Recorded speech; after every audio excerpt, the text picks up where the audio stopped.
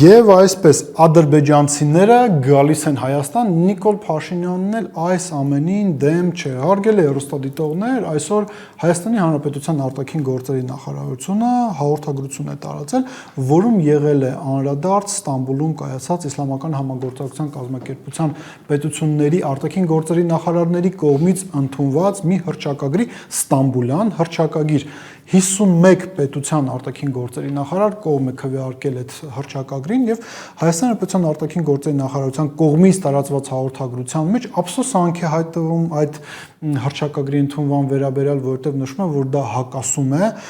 խաղաղության ուղղված Հայաստանի Հանրապետության ջանքերին եւ տրամաբանությանը, ի թիվս այլն նաեւ նշվում է հետեւյալը, որ այդ հռչակագրում նշված կետերը, որոնք վերաբերվում են այսպես կոչված արևմտյան Ադրբեջան ասվածին, դրանք ուղիղ տարածքային սպառնալիք են, տարածքային պահանջ են Հայաստանի Հանրապետության ինքնիշխան տարածքների նկատմամբ։ Մի խոսքով Արարատ Միրզոյանի կողմից ղեկավարվող կառույցը ինքը ափսոսանք է հայտնում ստեղծված իրավիճակի կապակցությամբ, բայց եթե մենք մի փոքր անկեղծ լինենք, ինքներս մեզ հետ մենք պետք է արձանագրենք հետեւյալը, որ այն բոլոր պահանջները, որոնք արտացոլված են այդ կազմակերպության կողմից ընդունված հռչակագրում, մեր բոլորիս համար նորություն չեն։ Վերջին շրջանում ադրբեջանական գրեթե ոչ մի պաշտոնյա չկա, որը չի խոսում այս բոլոր պահանջների մասին, որոնք են այդ պահանջները։ Տեսեք, այնտեղ խոսվում է ադրբեջանական պատմամշակութային ժառանգության մասին, որը ադրբեջանցիների ձևակերպմամբ արևմտյան Ադրբեջանում, այսինքն Հայաստանի Հանրապետության տարածքում է խոսվում է այն մասին, որ ադրբեջանցիները իրավունք ունեն այսպես ասած վերադառնալ իրենց պատմական տարածքներ Հայաստանի Հանրապետություն, ինչպես նաև խոսվում է այն մասին, որ Հայաստանը պետք է անհրաժեշտ քայլերը ձեռնարկի եւ կատարի անհրաժեշտ քայլերը, որոնք էլ կհանգեցնեն խաղաղության հաստատման, իսկ անհրաժեշտ քայլերը դրանք ադրբեջանական կողմի առաջ քաշված պահանջների կյանքի ի կատարածելն է, նաև այնտեղ կար անդրադարձ նույնիսկ այնպիսի մի երևույթի, ինչպիսին է այդ Խոջալույում հայտնի այդ դեպքերը, հիշում եք, ինչպես է ադրբեջանական կողմը թաթերական ներկայացում կազմակերպել, եկեք այսպես ձևակերպենք եւ հայերին արդեն մի քանի տասնամյակ փորձում են մեղադրել նրանում, որ մենք իբր թե Խոջալույում ցեղասպանություն ենք իրականացրել, նույնիսկ այս ամենին կար անդրադարձ Ստամբուլյան հռչակագրում, Արարատ Միրզոյանի կառույցը այս ամենին դեմ է, իրենք մտահոգված են ստեղծված իրավիճակից, բայց լավ կլիներ, որ միջև իսլամական պետությունների համագործակցության կազմակերպության ուղղված իրենց քննադատությունը Հայաստանի Հանրապետության արտաքին գործերի նախարարությունը զբաղվեր Ալեն Սիմոնյանով։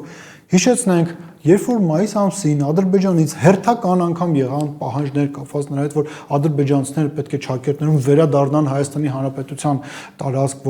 որ ադրբեջանական պատմամշակութային արժեքները պետք է պահպանվեն Հայաստանի Հանրապետության տարածքում, ինչ էր ասում Ալեն Սիմոնյանը, նա ոգևորված էր այդ գնահատականներից, նշում էր, որ այո,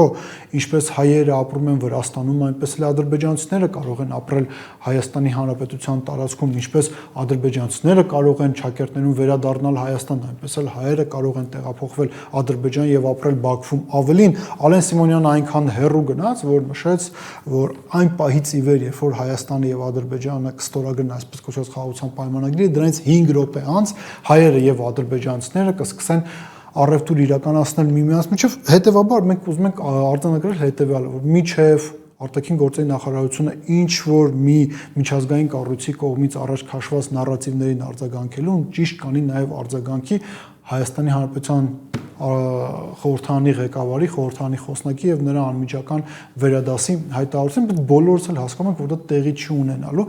Այս հայտարարության մեջ ինչն էր նաև հատկանշական, հարգելի հեռուստադիտողներ, Նիկոլ Փաշինյանը ընդամենը օրեր առաջ էր Թուրքիայում եւ Նիկոլ Փաշինյանի այցից մի քանի օր անց այդ թվում նաև Թուրքիայի արտաքին գործերի նախարարը Իրանի արտաքին գործերի նախարարի հետ մեկտեղ քվեարկում է փաստորեն կողմի հռչակագրի, որով Հայաստանի Հանրապետությունը անվանվում է արևմտյան Ադրբեջան, սա շատ կարևոր ազդակ է Հայաստանի Հանրապետության քաղաքացիներին, ոչ թե Նիկոլ Փաշինյանին, այլ Հայաստանի Հանրապետության քաղաքացիներին, որտեղ Նիկոլ Փաշինյանը բոլորից է լավ գիտի, ինչ ծրագիր են իրականացնում Բաքուն եւ Ադրբեջանը, ինչ ծրագիր են իրենք իրականացնում։ Այս հարցին պատասխանելու համար եկեք մի փոքր ետ գնանք։ Դեռևս անցյալ տարի Alpha News-ի տաղավարում մենք քանիցս խոսել ենք հետևյալի մասին, երբ որ Ադրբեջանում 24 թվականին տեղի ունեցավ պետական համակարգի, այսպես ձևակերպենք restart, երբ որ միաժամանակ տեղի ունեցան եւ խորհրդարանը եւ նախագահի ընտրությունները, այն ժամանակ մենք ասում էինք, որ խնդիրը կայանում է հետևյալում, որ կա անհրաժեշտություն Ադրբեջանի իշխող վերնախավը, պետական կառավարման համակարգը, հասարակությունը միավորել նոր քաղաքական նախագծի շուրջ, նոր քաղաքական նախագծի առանցքը ձևավորվել է Հայաստանը արևմտյան Ադրբեջան ձևավորելու գաղափարի շուրջ 18 թվականին, երբ որ Ալիևը հերթական անգամ վերընտրվում էր, Հայաստանում այդ օրերին այստեղ տեղի էր ունենում այսպես կոչված Թավշյա հեղափոխություն, որ Նիկոլ Փաշինյանին հանձնում են իշխանությունը, երբ որ Ալիևը Ադրբեջանում ընտրությունների էր գնում, այնտեղ քաղաքական ծրագրի, քաղաքական պրոյեկտի առանցքը Արցախի հանրապետությունն էր։ Արցախի հանրապետությունը պատմական այս փուլում այլևս գոյություն չունի, անհրաժեշտություն կա նոր ծրագրի։ Այդ ծրագիրը Ալիևը 24 թվականի ընտրությունների ժամանակ ներկայացրել է եւ հասարակությունը սատարել է այդ ծրագրին։ Եվ Ալիևը ի տարբերություն Նիկոլ Փաշինյանի կյանքի է կոչում այն նախընտրական ծրագիրը, որով եւ գնացել էր ընտրություններին։ Արձանագրենք նաեւ հետեւյալը, որ այդ ծրագրի, այսպես ասած, կարևորագույն բաղկացուցիչ մասերից մեկը ձևավորվեց 2022 թվականի հոկտեմբերի 6-ին Պրահայում, երբ որ Նիկոլ Փաշինյանը Արցախը հանձնում էր Ադրբեջանին։ Փաշինյանը, երբ որ Թուրքիայում էր, ի թիվս այլնի նա ինչ ասեց հայ համայնքի հետ հանդիպման ժամանակ, նշեց հետեւյալը, որ իր եւ Ռեջեփ Տայիպ Էրդողանի միջև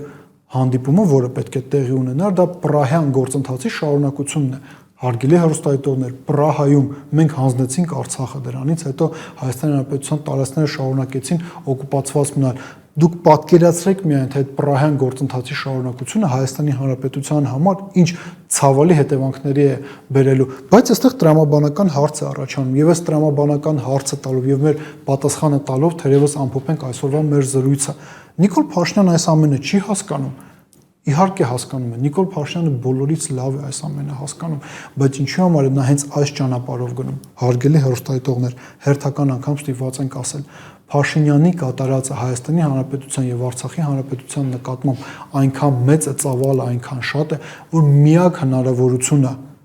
պահպանելու ազատությունը, կապիտալը, անվտանգությունը եւ այլն այդպես շարունակ անել այնպես, որ ինստիտուցիոնալ առումով ոչնչանա այն հայցվորը, որը կարող է Նիկոլ Փաշինյանին